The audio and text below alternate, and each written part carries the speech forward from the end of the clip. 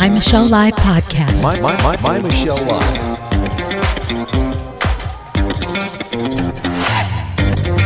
Hey. I'm Michelle Mendoza.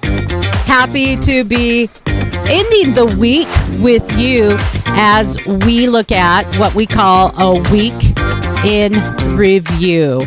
Our week in review takes on some of the big news stories of the week, and I'm finding that as much as I love to do this, I'm realizing that what we're doing is of vital importance. It's not just me, but everybody who is reporting news that you may not be hearing. And I'm not talking about just opining about conspiracy theories. That's important too. It's free speech. It challenges a narrative, and challenge makes things better, right? If the Olympics just gave out gold medals to everybody and no one had to challenge each other for it, wouldn't be much of an event, any of them, right?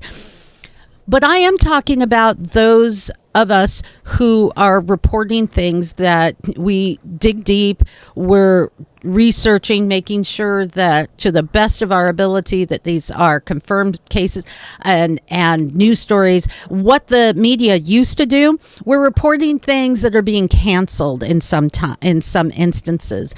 And because we're doing that, the more of us who have these voices and the more of you who listen and like and comment, the more people can get all of the information, and we can make the world better. It is so important. And that is what we are doing today. We are doing it with our friend. He's my co-host in a weekend review, Adam Rizzieri, and that's why we call it the Riz Report. And we are welcoming Adam. He even has a pretty groovy soundbite that we're going to play for you, because that's what we're doing. It gives Big Voice Guy, just give me a second, Adam. I want to make sure that Big Voice Guy gets his day. Let's review the week. The Riz Report with Adam Rizzieri. There you go. There we go. Hey everybody, great to be with you. Adam Rizzieri here, just keeping it real with the one and only Michelle Mendoza. We've got quite an episode today. I think some really important things to go over. And before the show started today, Michelle and I were just kind of talking a little bit of a sidebar conversation. Yes. Just kind of realizing how truly important this stuff is, the conversations that we have. Because really, there's just not quite enough coverage on some of these topics. And these are things that truly matter. They're things that not only impact our society at a high level, but they get really close to home as well. So I think that today we're going to kind of go over some topics that definitely have been relevant, specific to this week. But then at the same time, some of these are kind of more, I guess you might say, topics that have been kind of following us since the inauguration. And of course, before then too, COVID, the border crisis is a big deal. Things that our cities are experiencing, things that our police forces are experiencing. And then just kind of looking forward too, Michelle. I mean, we've heard things, right? Like get vaccinated and you don't have to wear a mask. But now we're hearing different things. Get vaccinated, and you know what? Actually, whether you're vaccinated or not, you're gonna have to wear a mask. I'm sorry.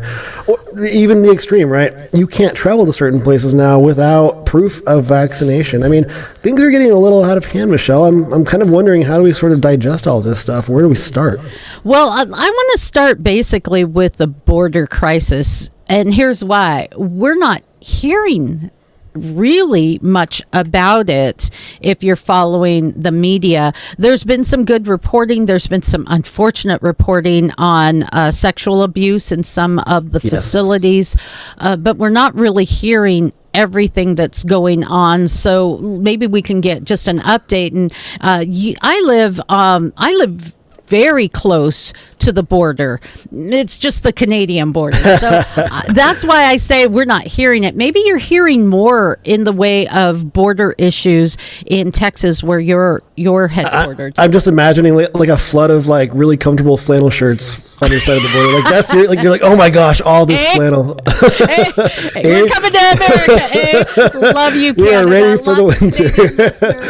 Oh, Canada, we do love you guys. Anytime. Come on, we love you guys, and you are just bring your loonies. So generally polite and just good people in general.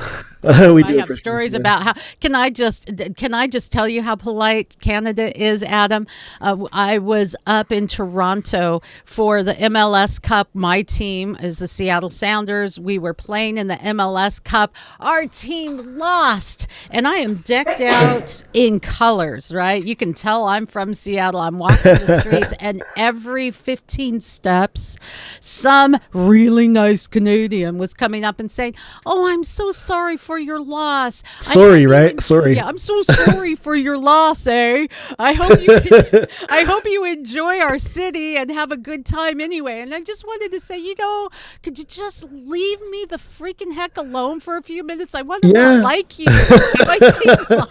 I want to not like you, but man, you're really nice, and like maybe we should just go have some beers later on. And then if you cross the other side of the border into Mexico, man, nice people as well. A lot of people who have nothing will give you the last of what they have in generosity. Very It true. is a beautiful, beautiful country, and they're being victimized too by some of the migration. Very much so. I mean, we're talking about migration coming from mostly Central America, waving through Mexico, and obviously putting a huge strain on the towns, the local communities, the support structure for a country that's already, trying to deal with some stuff. And so, it was interesting this week, Michelle. I saw a tweet come from Congressman Steve Scalise, and he was just kind of pointing something out that he noticed, and it was, in his tweet, he said, more illegal immigrants have crossed the southern border this year than the population of these cities: Boston, Austin, Jacksonville, Charlotte, San Francisco, Nashville, Denver, Seattle, New Orleans, Washington, D.C., and it's not stopping. It's really kind of crazy to think about this. And when you kind of like scale in or kind of hone in on what this might look like in a small town, think about McAllen, Texas, near the border. The mayor of McAllen, Javier Villalobos, he just had to declare a disaster in his city.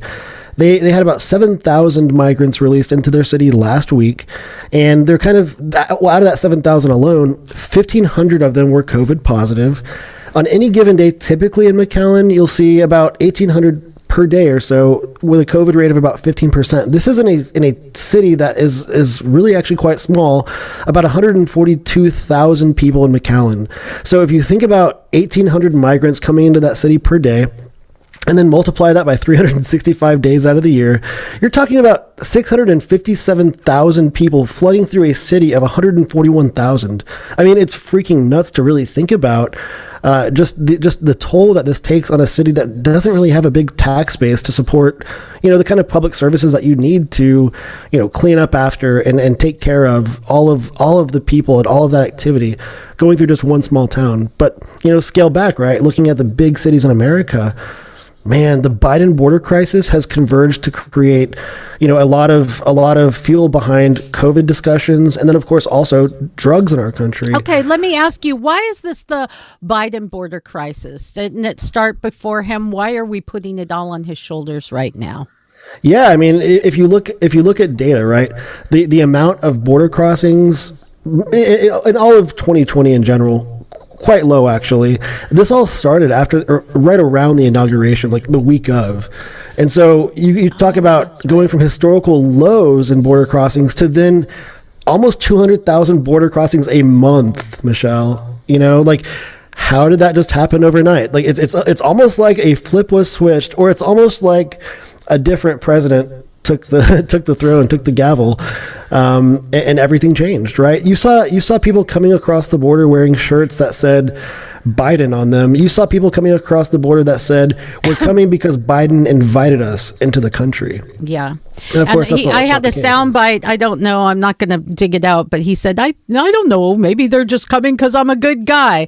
So my question is, why is the federal government trying to put so much effort on COVID, not reporting all of the COVID story, which could protect those of you who have been vaccinated? Okay, there's some dangers there, and you'll need to know about them to navigate maybe some problems down the road with this experimental drug, right?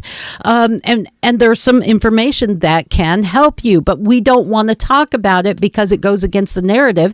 The federal government is is pushing COVID, but they're completely ignoring the border crisis and thousands of illegal immigrants that are coming across the border, as you mentioned, Steve Scalise's post. But they're COVID positive. A lot of them have been COVID positive. We're not testing them. We're not saying, as we are for many restaurants now, New York City, that you can't come in without being vaccinated. We're not saying that, and we're not vaccinating them upon arrival. I was talking to my wife about this, and she kind of shared with me this theory about the border situation and vaccines. And if you recall, at one point, the Johnson & Johnson vaccine, the one-shot dead virus vaccine, was being distributed pretty quickly through our country. The same day that my brother actually got that particular vaccine, they pulled it, and then they started reallocating its use towards the border because it's a one-shot vaccine, easier to administer, easier to store, all that kind of stuff. And so she was like, well, what if the media and what if the administrators were just trying to scare the public so that they could reallocate this one-shot vaccine to the border to try and mitigate the issue there without people being pissed about, a potentially good vaccine being used on people that are not Americans. And I was just like, maybe there's something to that. But I don't know what's going on, but we aren't vaccinating the people who are coming in, and many of the people who are coming in with open borders, we're not like saying, oh, okay, come on in and check in here. They're coming in and just assimilating into society without being tested, without being vaccinated. And are they going? Go ahead.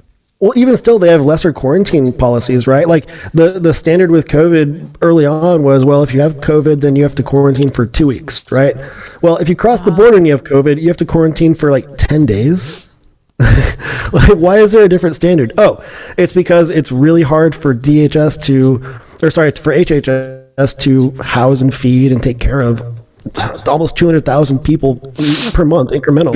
It's just a strain of resources. So it's a joke. I mean, even like the 6-foot social distancing thing. Well, if COVID is an aerosol and, an aerosol can travel like 30 feet, I mean, I think it's technically supposed to be a 30-foot social distance sort of situation. So, it's like, why are we operating with like goofy science here? And why are we so inconsistent in policies that we try to enforce and try to... I've got the answer to that. This is the most poorly managed crisis ever. I've got the answer to why are we operating with goofy science. Because if we do not allow science to be challenged with other ideas that we might think are goofy as well, if we don't allow that, then science doesn't get better. Science doesn't challenge itself. We still think the world's flat because that's what you're supposed to think. If you think that and you don't allow challenge, you never find the truth. There's even a group of flat earthers, Adam, out there who say, well, wait a minute, I think the earth actually may be flat. And we laugh at that, and that's fine to laugh at that.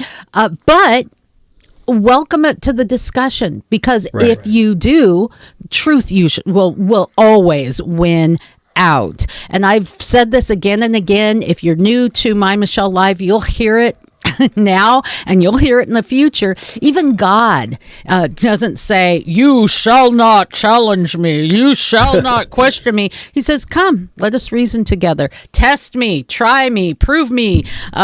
These are words that you'll hear in the Bible.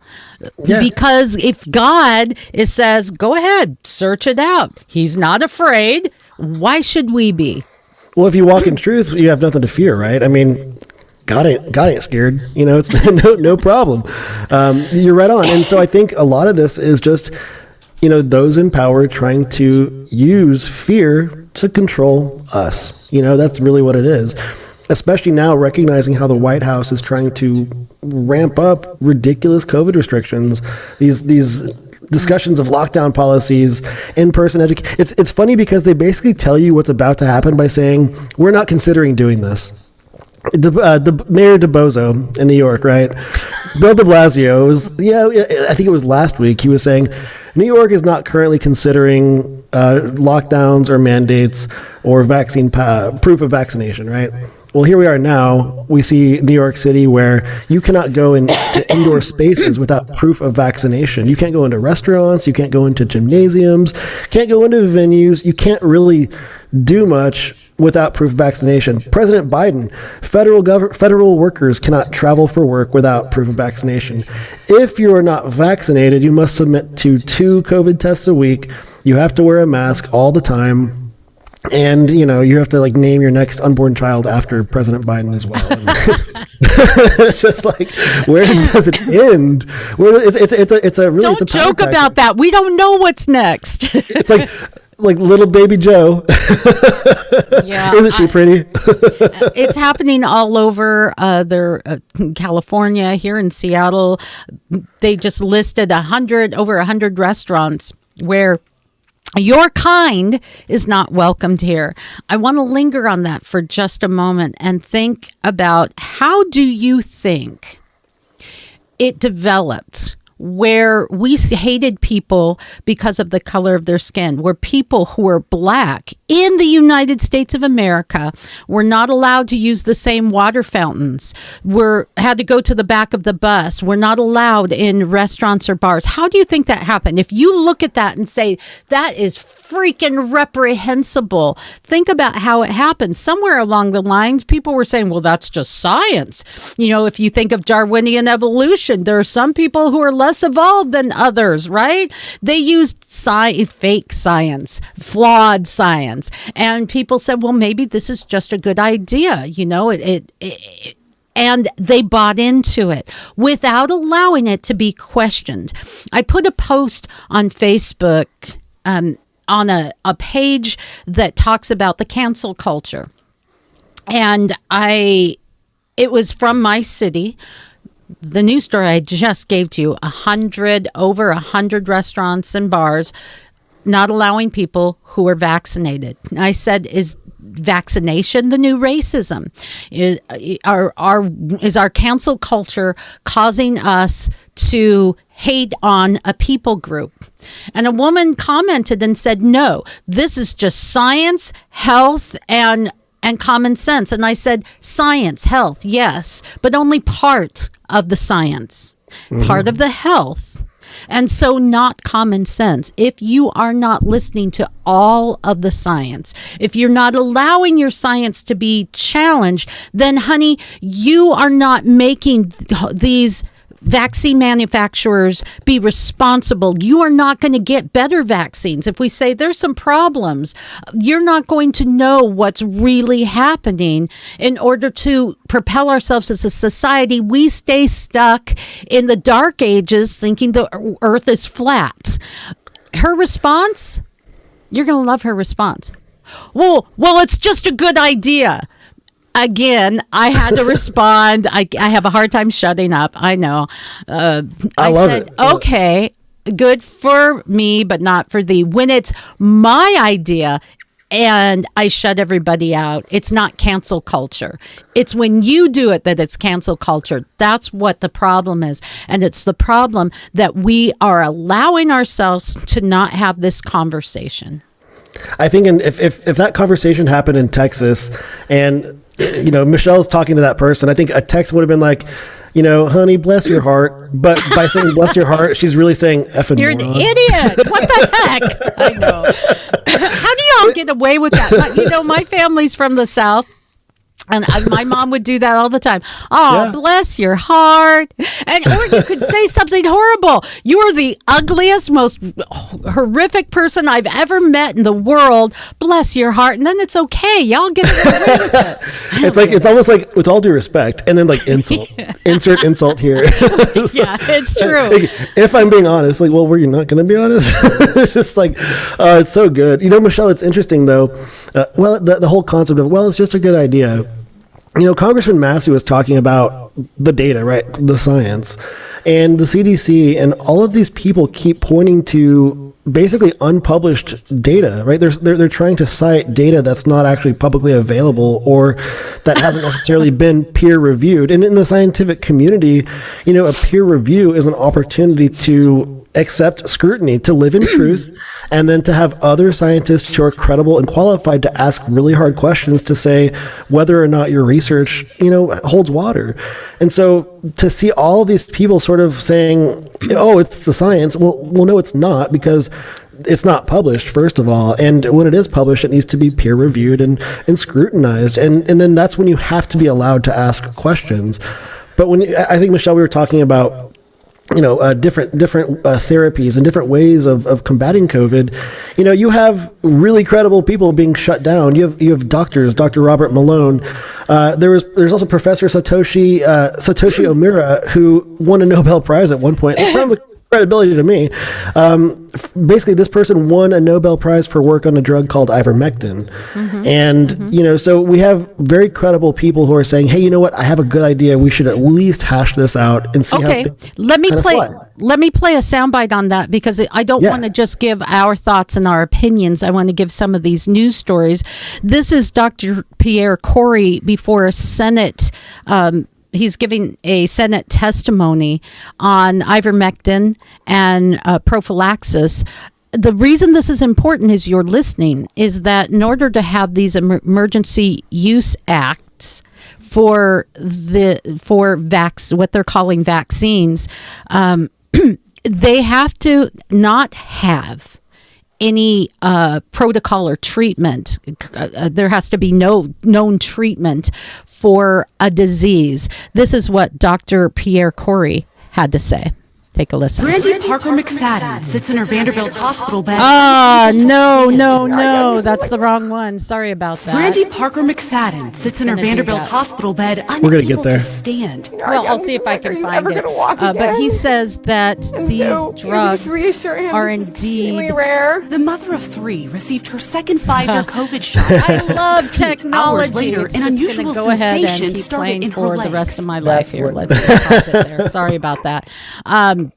What he says is that ivermectin and prophylaxis are highly effective. Nobody should die if they're being treated with these. Hydrochloroquine had a lot of success as well, but they haven't gone through peer review, as you were talking about. Right. But we're not allowing that, and we're not moving forward. But we can use these experimental drugs. Anytime, let me just say this and see what you think as you're listening or watching. Your thoughts are welcome in the comments below, wherever you're listening or watching this. Anything that lists death as one of the possible side effects should never be forced on someone. It's a kind of a Russian roulette, as we're finding that there are people who are dying even though they have the the vaccine.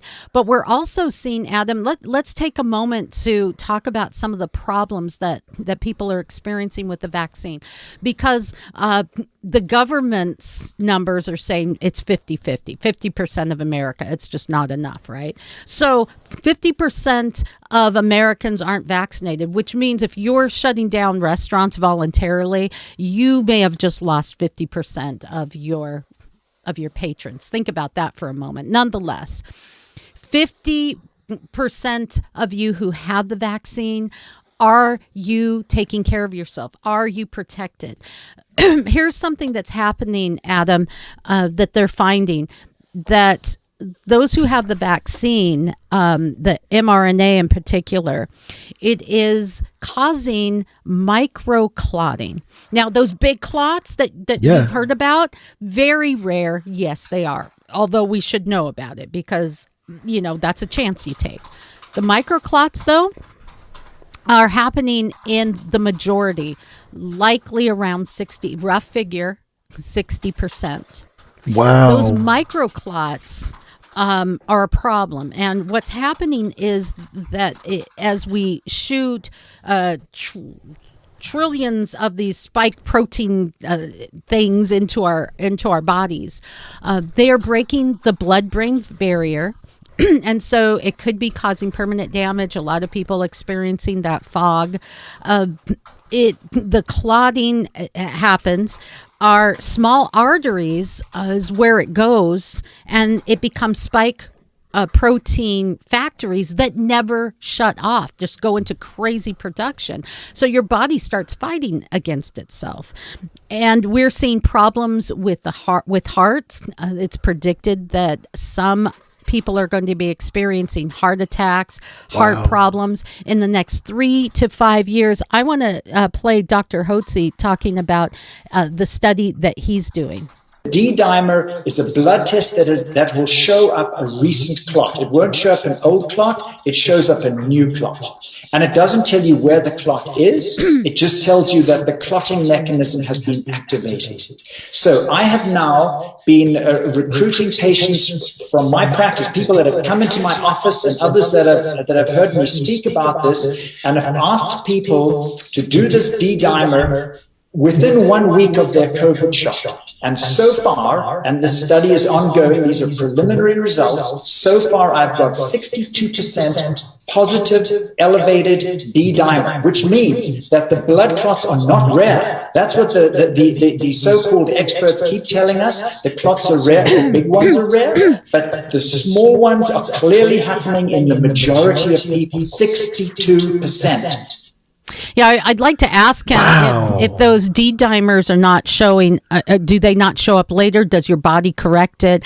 Right. I don't know, but this is what he says is some of the problems and concerns of that. Now, I'll tell you what the real concern with this is. A clotted vessel is permanently damaged. That vessel never, ever goes back to normal. All of the frequent side effects of the shot, which is headache, nausea, dizziness, fatigue, I mean, those literally, you could be having thousands and thousands of tiny, tiny little clots in your brain that won't show on a scan, but they will give you those exact symptoms. The concern is because these vessels are now permanently damaged in a person's lungs, when the heart tries to pump blood through all those damaged vessels, there's increased resistance trying to pump the blood through those lungs. So those people are going to develop something called pulmonary artery hypertension, high blood pressure in their lungs. And those people will probably all develop right-sided heart failure within 3 years and die, because they now have increased vascular resistance through their lungs, and lung tissue and heart tissue and brain and spinal tissue and all of that does not regenerate. Yeah. Wow. So, Michelle, I was literally just picking up a stat from the CDC itself, and about 25% of Americans deal with hypertension. And today, heart disease is the leading cause of death in the United States. Yeah. So we think about, the amount of obese people in our country, diabetics. I mean, just there are so many issues that already exist today that are now complicated because of this alone.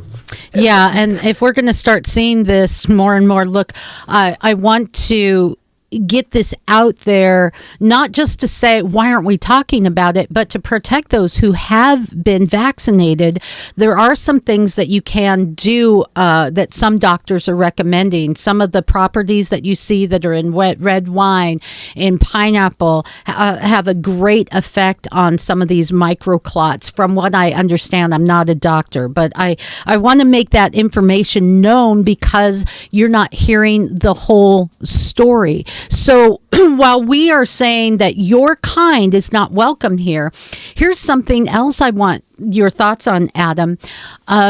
This being the new racism in a way, let's take it to this level. And I want you to think about this and get your thoughts.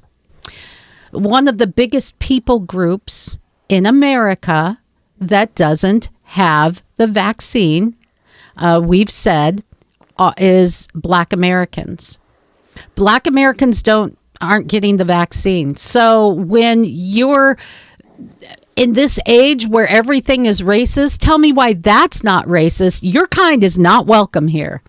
Not vaccinated, your kind's not welcome here. We've turned weird Man, And let me just say this Yeah. for a moment. I understand your concern if you're saying that, health and safety, but if you're not looking at the whole story, we're seeing that vaccinated people can be spreading and can contract. And shall we share these news stories from around just the country?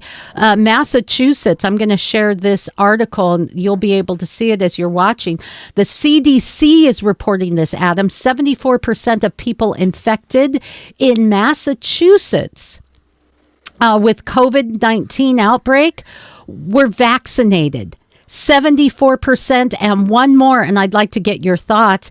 In Jerusalem, the Jerusalem Post is reporting this.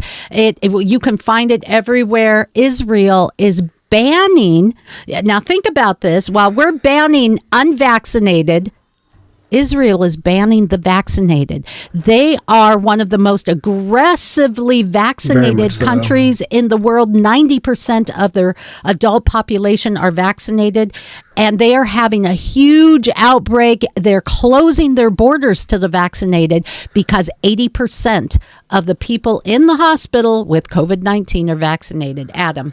Well, first of all, on the Israel topic, what the heck do they know that we don't? They were so adamant to the point of mandating their entire country to get vaccinated. It didn't matter whether you were pregnant, didn't matter whether or not you were fighting cancer, buddy, you're getting that shot in your arm, and that's it.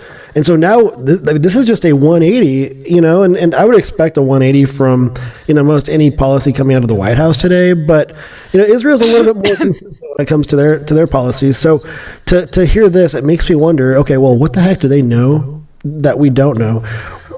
Is there some data that the CDC has that it's not publishing, and it's making decisions based on that as well? I don't think the American public is being given the full story. I don't think we have from the start.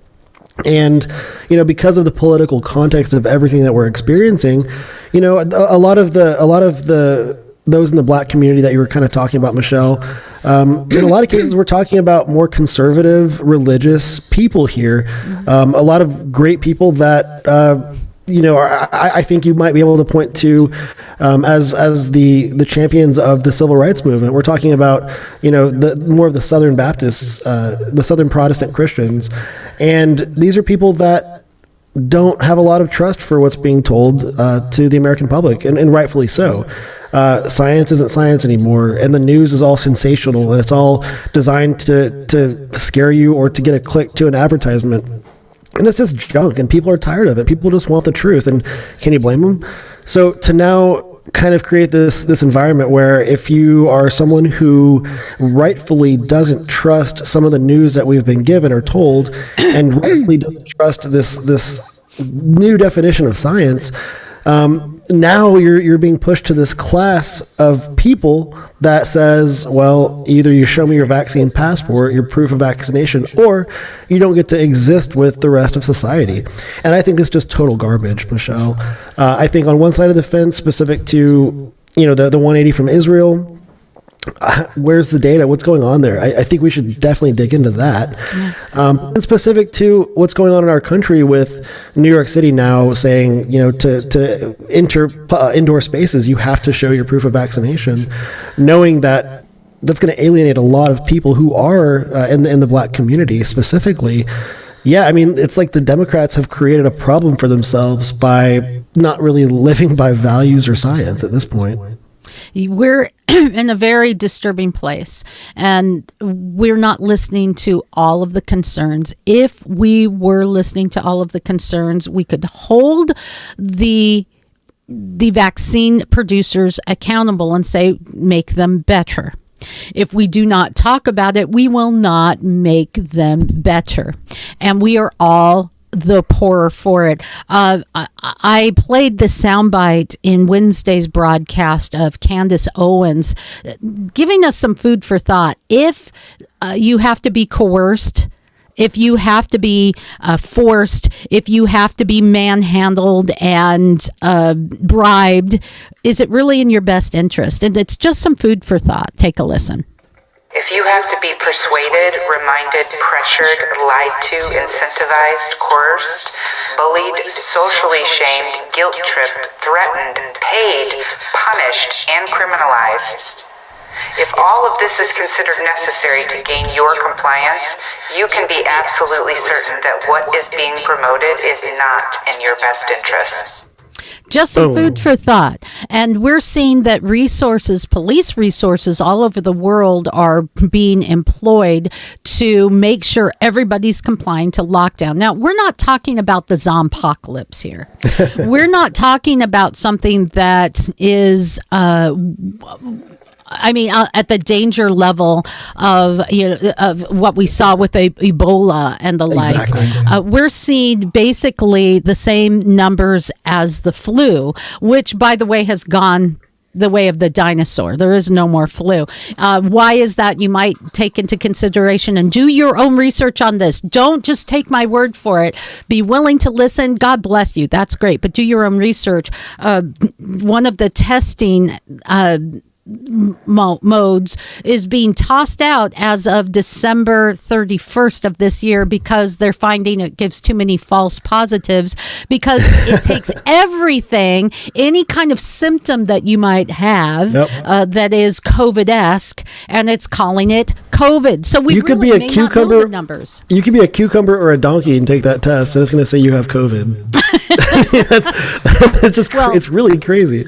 Yeah, and so we're employing a lot of resources to an already depleted police force to make sure that everybody is in compliance. This is crazy. So until we get to where the government says, and that goalpost changes, ask yourself why all the time.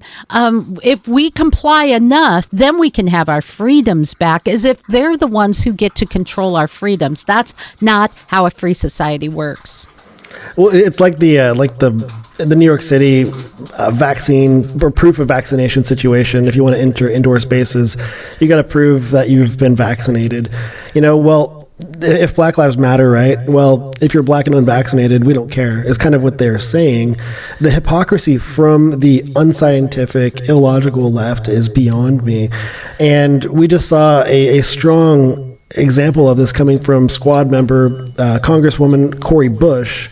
She's been really, really vocal about calling for a defund while paying, Michelle, this is a lot of money, paying $70,000 for her own private this is so security. Uncomfortable. It's so uncomfortable. Embarrassing. And it's like the people that are saying, you know what, guys, we think that cops should be defunded and that you as Americans shouldn't have the right to own a gun.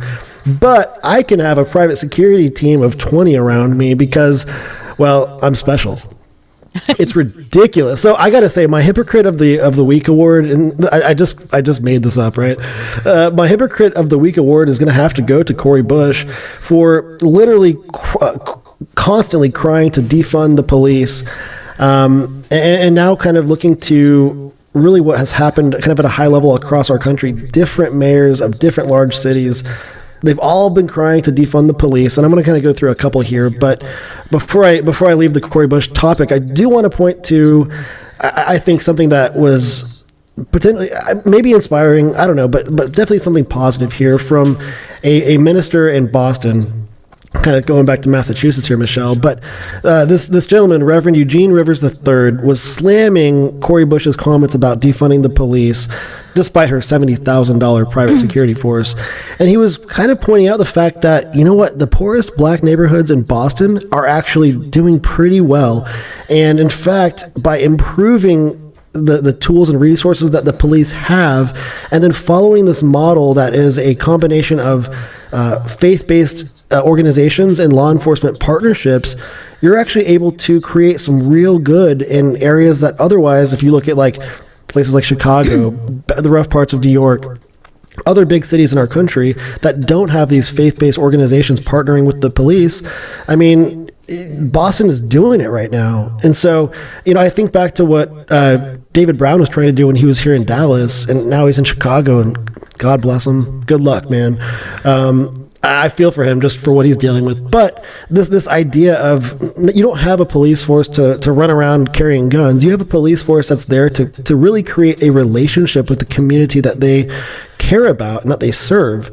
And we were earlier in the episode, we were kind of saying, this Biden border crisis is creating not only problems with COVID, but also, problems on the police side of things. I don't want to lose sight of this one story, Michelle, that I'll share pretty quickly. There's not a whole lot to it, but it's just sort of an anecdote. And a body cam was just released of an event that took place on July 3rd. Body cam footage was just released that showed a sheriff's deputy in California basically experiencing an accidental fentanyl overdose. I have that footage if you want to show it. Absolutely. I'm not going to lie, I teared up watching this footage. It was the story from his partner about how he saved this deputy trainee's life. Michelle, let's check out this footage. You're okay. Don't be sorry. There's nothing to be sorry about. I got you, okay? I'm not going to let you die. I'm not going to let you die. It's okay. Just focus on your breathing, okay? Focus on it. I need Narcan! I'm Corporal Scott Crane from the San Diego County Sheriff's Department. My trainee was exposed to fentanyl and nearly died. It was our first radio call of the day, and this was Deputy Five Eyes' radio call. He found a white substance that he suspected was drugs. Yeah, it's a powder. It could be cocaine or fentanyl. It tested positive for fentanyl. That stuff's no joke, dude. It's super dangerous. I was like, hey, dude, too close. You can't get that close to it. A couple seconds later, he took some steps back, and he collapsed.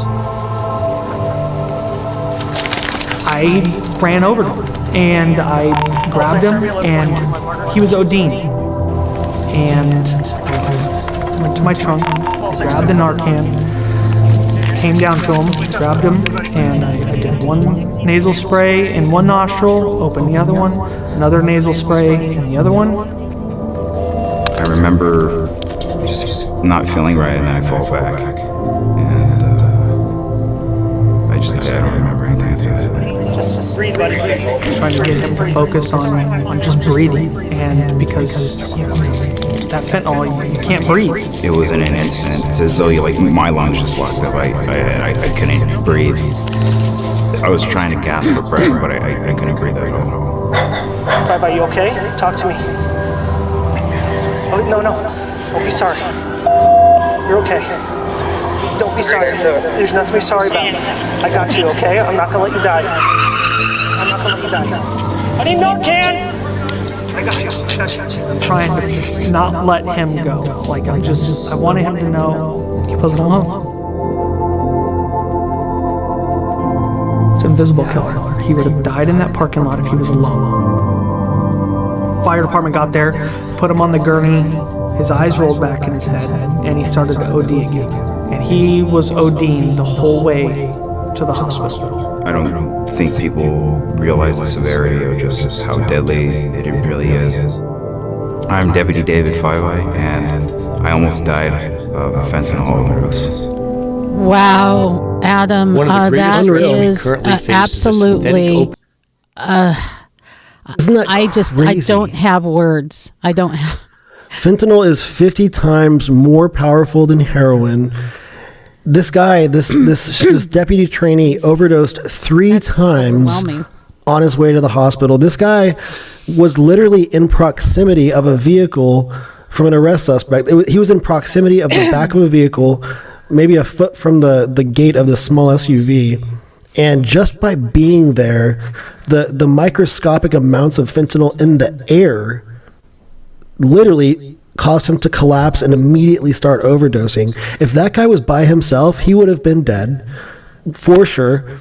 And, you think about what these police put themselves through, what these officers do to protect our communities. And then you realize that, more fentanyl has been brought to our country than could kill the entire population, right? Since the border opened up. It's insane how much drugs are coming across the border, and these guys are trying to stop them from getting into our communities. On a previous episode, Michelle, I've shared that, when I was an undergraduate in school, this kid that I was the orientation leader of died from fentanyl. He was with his friends and he took it recreationally and did not survive it. This stuff does come close to home, and it will hit the most privileged communities that exist in our country.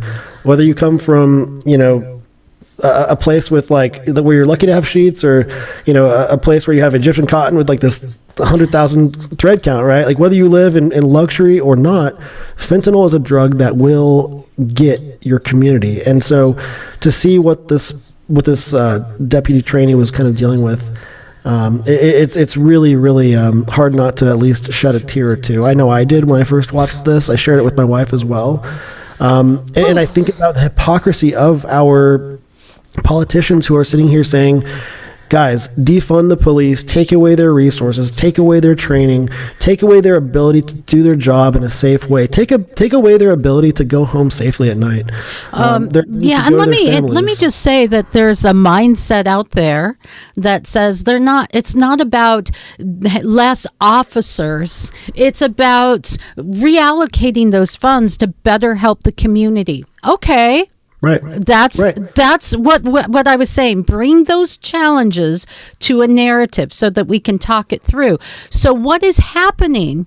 Are the neighborhoods who need it the most getting better service in the wake of defunding the police or reallocating these funds? No, they aren't. We're seeing the rate of homicides go through the roof.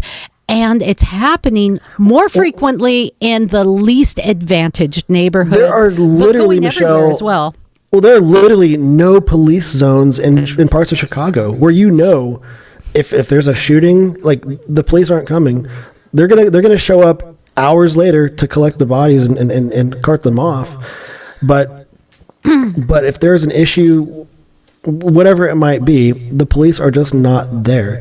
And they want to be there, but they're just not able to be there because of those who are in power. Chicago, Lori Lightfoot, between 2015 and 2000, Chicago spent a little over $17 million to guard what they have tagged as, quote, unnamed city officials in their official documentation. In 2020 alone, the security detail for Lori Lightfoot was $3.4 million.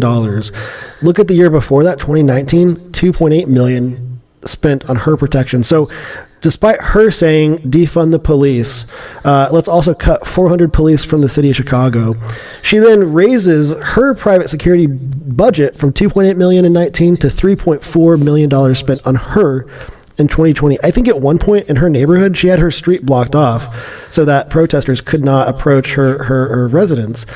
The hypocrisy is beyond me. And, it's like more of the same.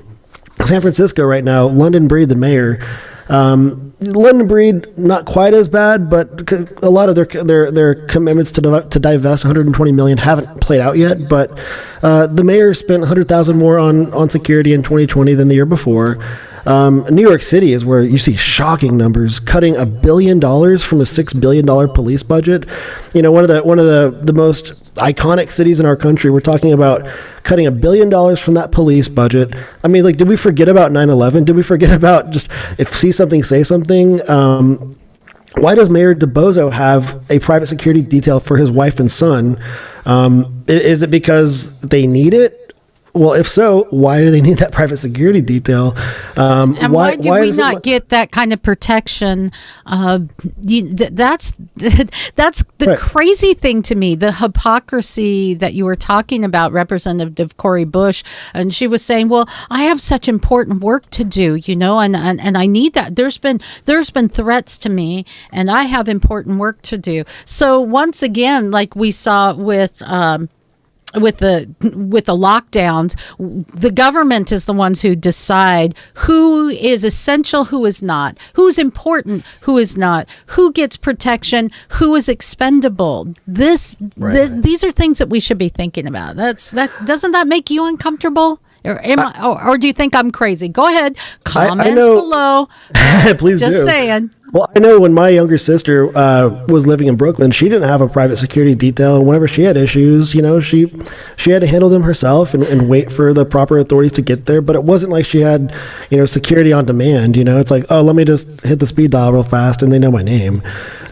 These politicians live in this alternate reality. I mean, it was New Year's Eve, right? At the ball drop in New York, Mayor DeBozo is sitting there dancing with his wife amid a shutdown where nobody else can be there enjoying Times Square, but he's there slow dancing to some music. It's just insane. Gavin Newsom dining at nice restaurants despite the fact that nobody else can, and then Pelosi and other politicians going to salons and getting their hair done, but opening those salons so that they can experience a private service. It's not really fair. Well, Obama is scaling back his 60th birthday party, but he came under a lot of fire because he's invited hundreds of the former administration officials, celebrities, to honor him in Martha's Vineyard. Wow. And so, it's like it was this big deal, and there were big party plans months in the making. So this has been since COVID.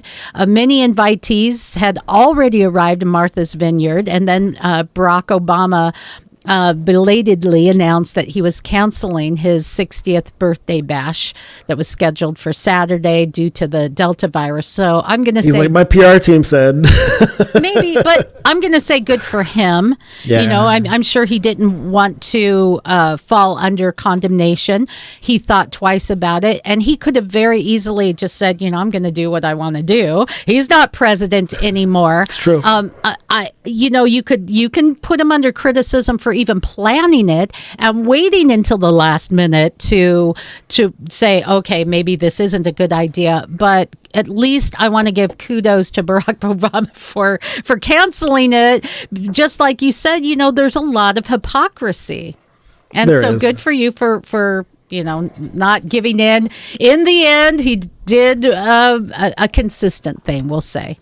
Right or not? I'll just say I'm still telling you, he's a guy that I would drink a beer with. I think he's got a lot to say, and I'm sure it'd be a good conversation even if we don't. You won't drink a beer now if you're not vaccinated, probably. But, not in New York. Definitely not in New York. You have to invite him down there to the free country of Texas. Visit us in the Republic of Texas. We'll give you some like a local brew. It'll be good. It's crazy though. It's really crazy. And it kind of comes down to also just the way our media and the way, when I say media, I mean the news media and social media kind of come together to protect these politicians. Man, it is really something special. And I've got my dog kind of pawing at me here, kind of showing me how she feels about it, and she's really upset about the fact that all of these political leaders are given such favoritism. Whether she's very astute, I should tell you. I'm sorry, I just freaking snorted on air. Oh my gosh. Okay. This pug knows what's up. Sorry. But whether it's our political leaders or our scientific thought leaders, we're not able to get the true story, and that's really a big concern of mine, and one that frankly, I'm so thankful to Michelle for being such a great guiding light for us and for the program. And, I think we need more people asking more questions and not less people doing the opposite of that. We've kind of discussed concerns of self-censorship. Excuse me. And that's where I want to intervene here with a shameless plug, if I might. Always. Because you and I have both experienced being canceled on social media for speaking facts, sharing news stories, not just us getting on and talking about our opinions, for reasons that we don't know. We've experienced it, and I want to share this that is available on our website. It is this is our new I can't hear you over all this freedom. That's not the one I was looking for. I'm really so good. Yeah, I'm really looking for the My Michelle Live will go up here. We have some canceled t-shirts. We have the I'm not afraid to be canceled t-shirt I want to get to. There we go. I'm not afraid to be canceled.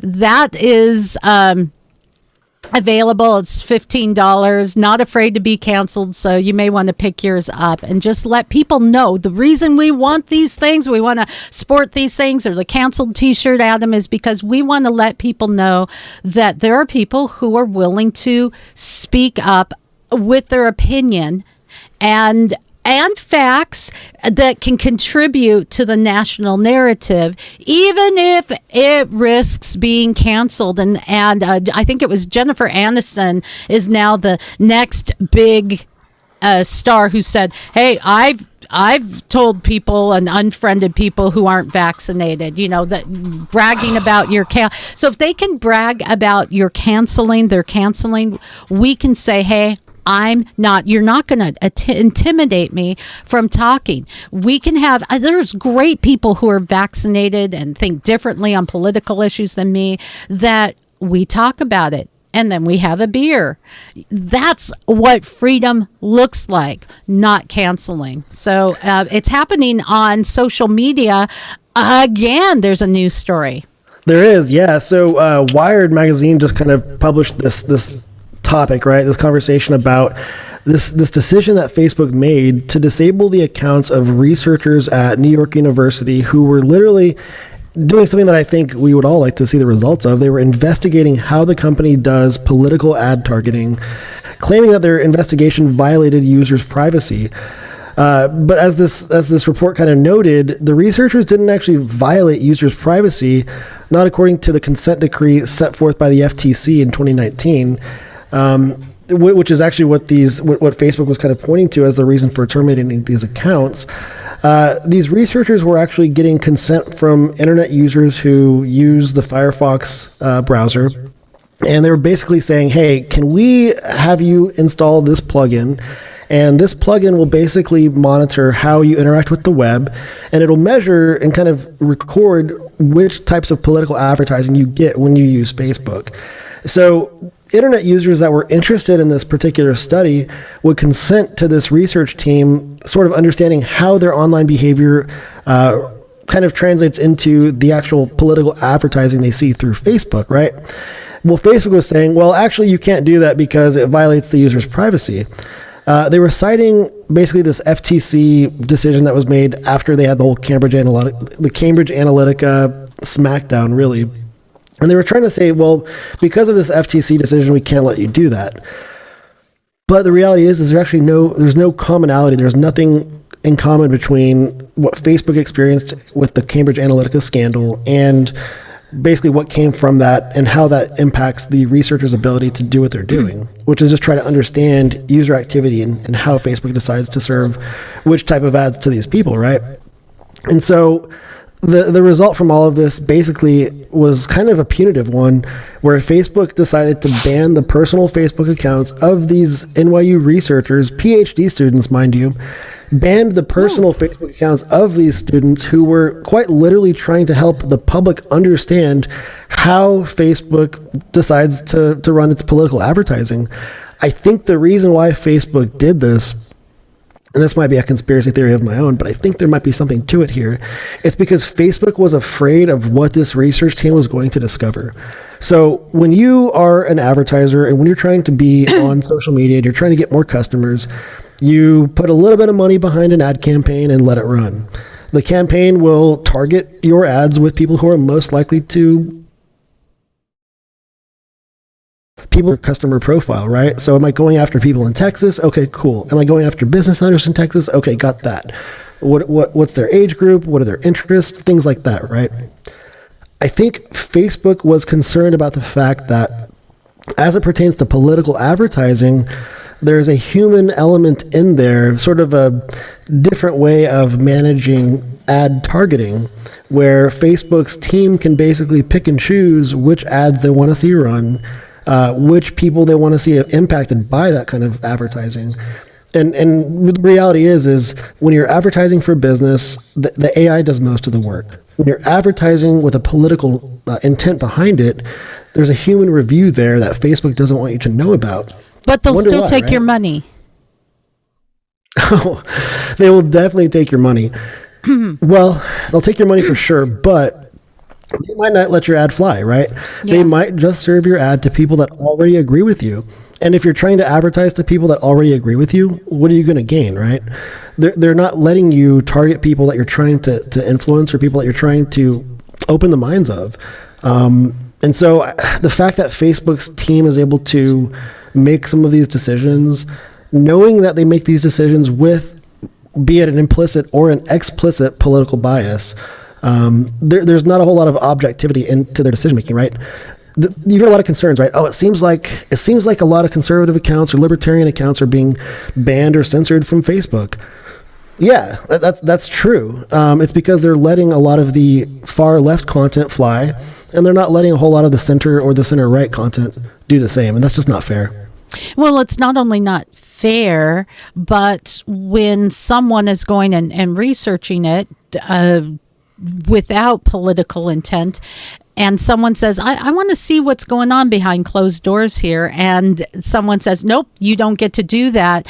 There's no accountability. There's no open reporting. There's no, you're closing off and you're saying you don't get to know what's happening. Doesn't that concern you?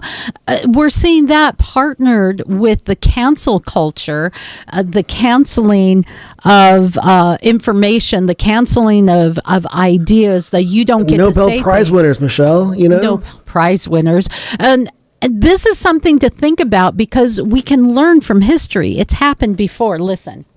In the public mind, constantly associate those who... In 1943, the following directive was issued from party headquarters to all communists in the United States. It read, when certain obstructionists become too irritating, label them after suitable build-ups as fascist, or Nazi, or anti-Semitic, and use the prestige of anti-fascist and tolerance organizations to discredit them.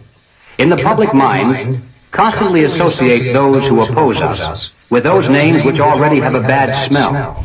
The association will, after enough repetition, become fact in the public mind. So there you go, Adam. Fact because they say it's a fact, right? If you say it enough. Now, if you draw conclusions and say, hey, we're doing some things that look a little bit like Nazi Germany and some of the brown shirt tactics and the like, fine, let's talk about it. But we like to use an illogical argument. And it's been labeled ad Hitlerism, where you just, if I call you a Nazi, that ends the argument. You can't escalate past that. So it shuts things down. You can't have conversation anymore. And it happens on both sides. It really does. All sides. It's messed up because it really just does take away actual, like I would say, dialogues, right? All of a sudden it turns into somebody talking to you instead of somebody having a conversation with you. Gosh, I hope this is opening someone's head and saying, oh my gosh, I've been doing this. No, but when we're seeing it from our government, you were talking about Facebook, and so the government is, as we talked about last week, has been working with social media to limit narratives. Even though you might have the PhD or the founder of one of these vaccines, the mRNA, or recognized scientists and doctors, if it goes against what the government has decided is truth, it's a problem unless someone else is doing it. Remember that idea, good for me and not for thee. This is your president, Joe Biden. Sanctions on individuals that carry out the regime's abuses. At the same time, we're increasing direct support for the Cuban people by pursuing every option available to provide internet access, help the Cuban people bypass the censorship that's being mandatorily imposed. You always know something's not going well when the country will not allow their people to be engaged and be on the internet and being able to make their case known around the world. Really? So he's not very good when he has to transition from one teleprompter screen to another, because he's squinting really hard to try and read those words. But you know what I did here is you'll always know something's amiss. Something's wrong when a government won't allow their people internet access and information on the internet. What the heck? It's crazy. I mean, but it's also funny too, and funny in like one of those like I'm crying tears, not of joy, but of just like painful tears, to literally see them try to sit here at like they being Facebook and big tech in general, we're private companies. Well, if you're private companies, why are you operating with the White House and the California Secretary of State? Why are you operating with daily misinformation meetings with political staffers every day and making policy enforcement decisions every day based on those daily politically driven meetings? Are you truly a private company, or are you a political agent? Ooh, and political agent is kind of what's going on here. And it kind of goes back to that NYU research team. I think Facebook was just really afraid of what they were going to uncover. Whether what I think is true or not, there's something there, right? They're trying to hide something that's important for us to all. Okay, well, let's talk about what Judicial Watch has uncovered. They received, I don't know, like almost 2,500 pages of documents from the CDC that showed that Facebook coordinated closely with the CDC to control that narrative, just as I was saying. And Joe Biden was saying, hey, anytime you see that happening, that's a bad thing, but it's okay when we do it. Michelle, if you have all right, so if any of you guys that are listening happen to do anything related to digital marketing or run a small business, what would $3.5 million of free advertising do for your business this year? Oh, come on. Just think about that, right? What sort of exposure would you bring to your brand? How many customers would you acquire? What could that do for you? The CDC worked with Facebook. Facebook gave the CDC $3.5 million of free advertising to basically just spread whatever messages they wanted. And this is all information that came from a FOIA request that our buddies over at Judicial Watch filed, and actual emails between the CDC leadership team and Facebook, the Twitter leadership team as well, and the CDC. And then also the Google YouTube team with the CDC's leadership team as well. A lot of discussions there about, how can we help, and what would you like the message to be? What type of information would you like us to squash?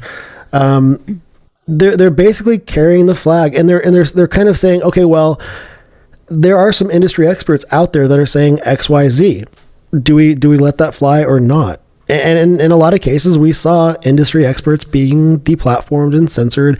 And, we're asking questions that matter, right? From looking at the early data around COVID or vaccine marketing in general, of those people that wanted to wait for a little bit before getting the vaccine, it's because they were waiting to get information that was really specific to their personal health situation, case studies, things like that. Instead, we had the government working with social media platforms to not give us what we wanted, which was real information, things that will actually speak to our personal health issues and help us decide, okay, well, first of all, getting the vaccine, yes or no? Okay, if so, which one? At least giving us the information that we wanted. Instead, we have the government working with social media platforms to really just shove down, well, I guess the facts that aren't facts, right? Just whatever they say, if they say it enough times, then people just start to believe it. It becomes true, and you're not listening to the whole story, and you're not protecting yourself if you're vaccinated, if you're not finding out what some of the dangers are and how you can protect yourself. Are vaccines a good idea? Yeah, they can be a great idea. Is letting a company just run wild with zero accountability and 100% of the accountability and risk being on the individual getting the shot in their arm, that's not okay if we're not hearing everything. That's why programs like this are important. We are out of time, but man, chock full of good information, more to the story, things that I encourage you to please research for yourself. Don't just take my word for it and then go and tell people, yeah, I heard this. That's fine. Just look it up. We need to be informed. An informed public is a safer public. Well, I got one for you, Michelle. Yeah. If ever there were a vaccine for BS, it's MyMichelleLive. Oh! No. What? Adam Rosari is with Agency Partners Interactive. You can get a link at MyMichelleLive. He's our friend. So are his gorgeous dogs. Thanks, Adam, and we'll catch you next time. Have a great weekend, everybody. Thank you.